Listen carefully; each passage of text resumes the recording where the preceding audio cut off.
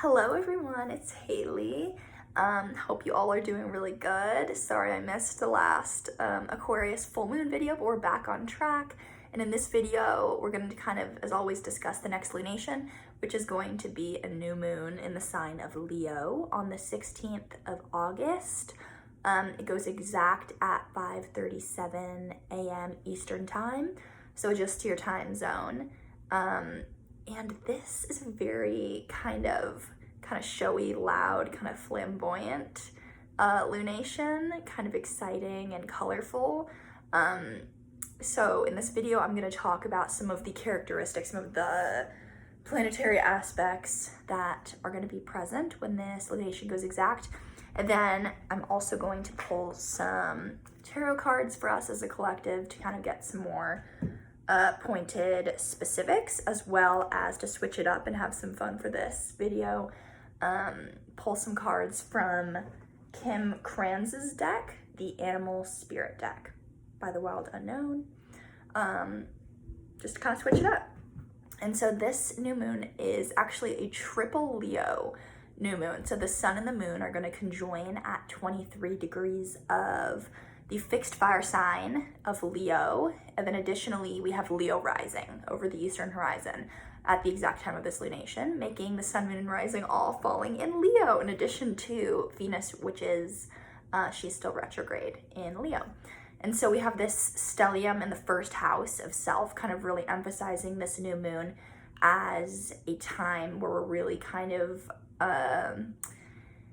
in its kind of like shadow or like lower vibrational manifestation, we could say, kind of potentially navel gazing or really, really caught up in our own drama and dilemma and having a hard time kind of seeing the bigger picture, although I hesitate to say that because we do have a lot of contacts to Jupiter in this chart, kind of again allowing us to get that bigger picture. So there's kind of a lot of potential to see ourselves in a new way, kind of have a shift in mindset, kind of be experimenting with new personas, new modes of self-presentation. How do we want to be seen in the world? Because this new moon is widely applying to a square with Jupiter and Taurus in the 10th house. So kind of thinking about how we present ourselves to the world, how we're seen.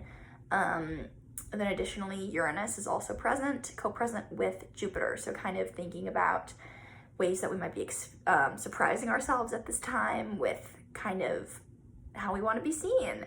If we kind of think of ourselves as like a shy person, don't be surprised if you kind of feel some other kind of interests or desires to be seen in a certain way, and kind of really embracing and celebrating that beautiful aspect of the Leo archetype of not showing off or kind of cockiness, which can be kind of a stereotype, but genuinely appreciating oneself and who you are in your authenticity, which allows you to also appreciate everyone around you for who they are as individuals, kind of honoring the individual and individual growth, especially because this new moon is trining the North Node up in Aries in the 9th house.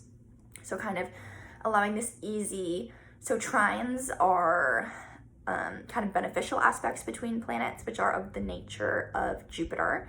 And so trines kind of support this harmonious flow of energy between planets. When we have the sun and the moon, and then forming this harmonious trine in fire signs to the North Node of the moon, which is a mathematical point, not an actual planetary body, but it's kind of encouraging us to get in contact with kind of that inner fire or spark for growth.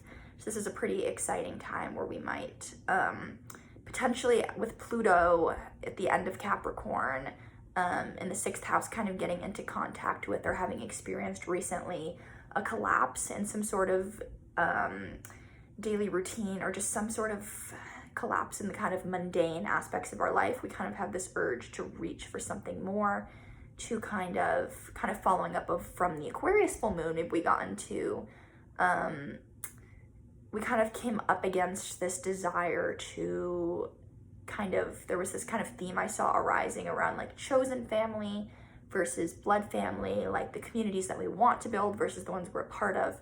And so now kind of, again, having this full light shining on where we are and who we are in this moment, but also seeing our potential, seeing kind of like how we fit into this thing that's so much bigger than us with all of these, I believe, let me look, I have it right here, but yes, the sun, the moon, Mercury, Venus, and Mars.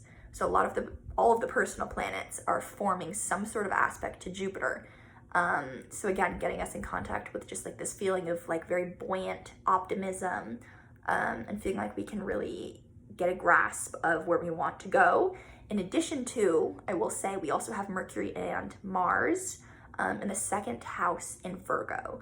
And so yeah, Mercury is very strong in Virgo. It's one of its home signs, allowing us to kind of edit our lives with Mercury and Mars co-present, kind of like cutting out narratives and kind of mindsets, worldviews, kind of self-talk stuff a lot of the times, like our self-worth can sometimes be in the second house. In kind of getting this view, this bigger view, and then allowing to kind of zone in that kind of mercurial way and kind of edit and cut things out that are not serving. So I think that's all that I wanted to say off the bat. Oh, one more thing actually before I start pulling some tarot cards. So we have Saturn and Neptune, which both planets are currently retrograde, in the 8th house, and kind of framing this 8th house in this chart. And so some sort of kind of difficult lessons around heavier things like mortality, but also kind of being inspired by that, if that makes sense, to kind of make our lives more beautiful while we're here. And maybe sometimes that might come with some sort of hard, like Saturnian lesson around loss, around how things are finite, but then how we can kind of run with that, and kind of how that like spiritual truth can kind of suffuse our lives and make it more meaningful while we're here, and really fully kind of, ooh, we had already one card jump out, kind of suffuse that like leonine passion, that spark of like full self-ownership, of owning yourself in this really beautiful way. So are there any messages for us as we work with this Leo new moon energy? What are the archetypes and the symbols that are here?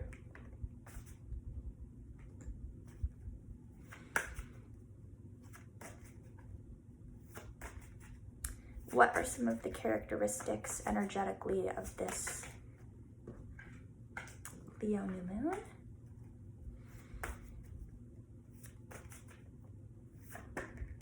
Okay.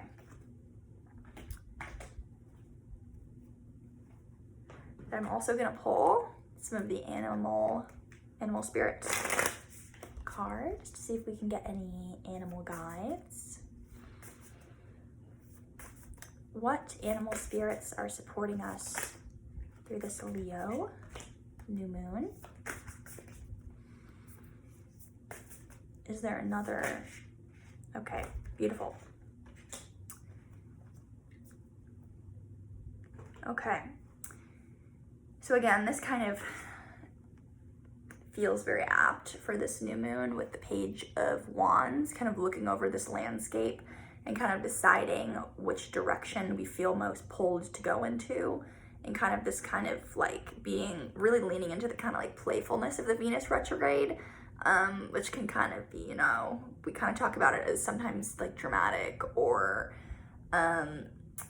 sort of like scandals, or thinking about things in a kind of heavy way in terms of our relationships, or really looking within, but also just the kind of playfulness of like, we can pick any direction we want to go in, and we can reassess how we want to kind of live our values out in our lives, and how we want to, there is some sort of truth around kind of like changing the way we present ourselves, even in the most superficial of ways, can make meaningful impacts in how we carry ourselves, how we're perceived, and then also just kind of with self-talk things, like what could initially be sort of like a superficial like affirmation type thing, we can sort of begin to believe and embody more and more over time. And so kind of just dreaming, giving yourself permission to kind of, if you could, this little spunky person wearing this very leonine little hat with the feather of kind of playing with this mode of self-presentation that maybe isn't in your wheelhouse of normal, and kind of playing with that expressive capability to kind of wield your power of co-creation to kind of create a future that you're really excited about. Yeah, with the Nine of Pentacles, a future that's maybe, again, I'm just immediately seeing lots of really flamboyant dress costumes. This could be a really nice time with the Jupiter contact, just to like be around people you really love, fun people, good drinks, good times, that sort of thing, just to kind of feel rejuvenated and have your cup filled up. On that note, the Queen of Cups in the reverse position. So again, maybe while it could be tempting to kind of, again, come at this from kind of an outside, like a external perspective primarily, in terms of how we present ourselves. We think of clothing, we think of how we wear our hair, I don't know, just more skin level surfacey things, and kind of thinking about what are the deeper ways that we can fill up this cup of feeling like we are emotionally resourced so that we can then give to others,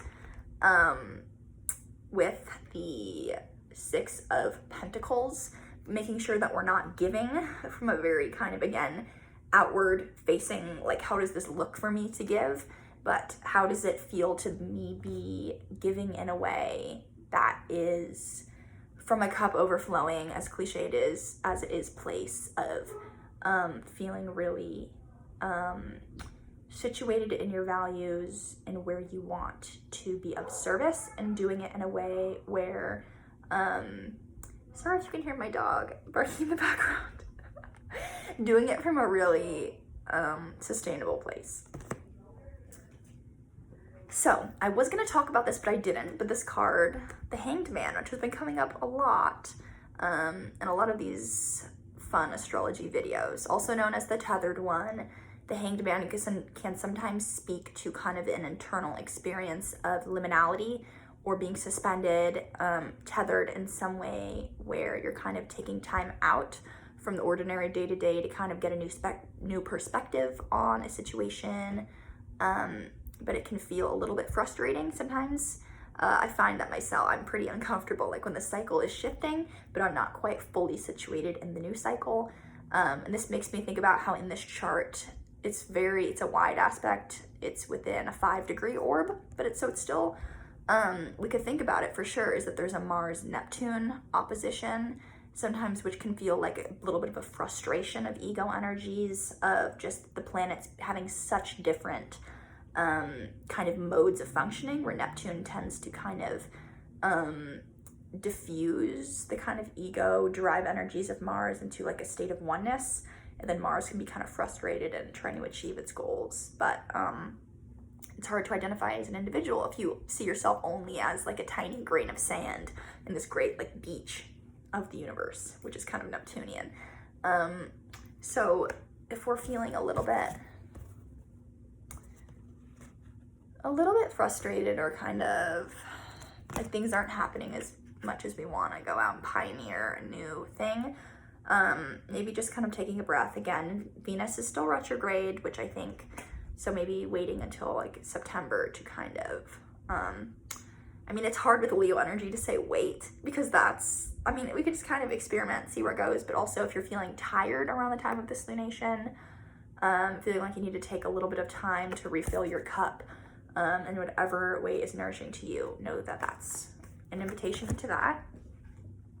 If we feel like, again, things are not moving as fast as we want them to, and we kind of are getting into a little bit of kind of feeling of impatience that things aren't happening as fast as we want them to, with this trine between the lunation and the North Node, there can be an urge to want, and then also the Jupiter signature of this new moon, to kind of want to press the growth button so hard, like going really hard on maybe one area of the life, and then neglecting others, or just kind of expecting overnight growth. I feel like that's important. Yeah, not expecting overnight growth.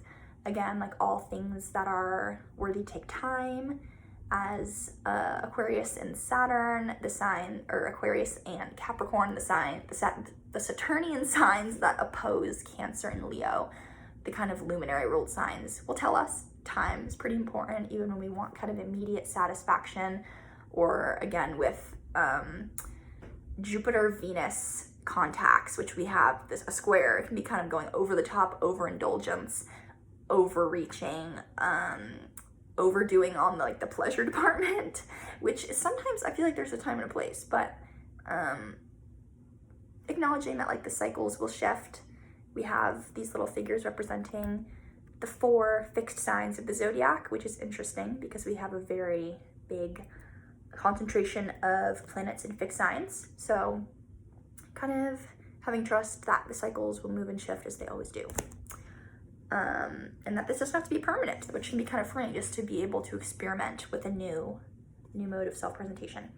Then, for the last thing I'll discuss is the little animal energies that are here is not the lion, I almost said the lion, the tiger and the swan, which is a really beautiful kind of feminine, creative. The swan is kind of associated a lot with artistry, with writing, with poetry, with music, with the process of self-reflection, with literally the bird kind of looking at its mirror image.